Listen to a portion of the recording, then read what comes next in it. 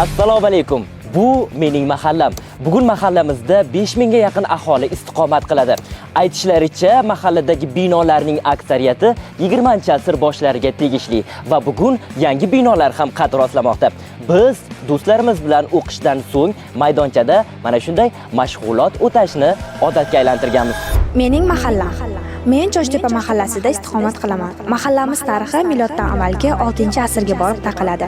Bugun mahallamiz hududida 2 maktab, bitta xususiy universitet, 3 ta yirik korxona va 25 ta kichik korxonalar faoliyat yuritib kelmoqda. O'zbekiston mahallalari uyushmasi, Respublika ma'naviyat va ma'rifat markazi, Yoshlar ishlari agentligi hamkorligida 14-35 yoshli aholi o'rtasida Mening mahallam mavzusida insho va video kontentlar tanloviga start berildi.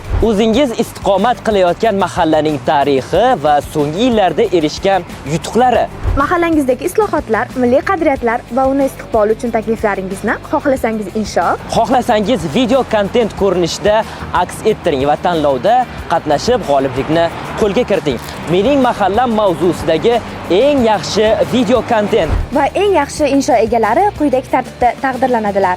Birinchi o'rinni egallagan ishtirokchilarga notebook va birinchi darajali diplom. Ikkinchi o'rinni egallagan ishtirokchilarga planshet va ikkinchi darajali diplom.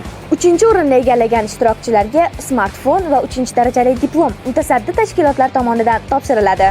Ijodiy ishlaringizni quyidagi manzillarga yo'llang Va tanlovda faol ishtirok etib, g'oliblikni qo'lga kiriting. Omad yor bo'lsin.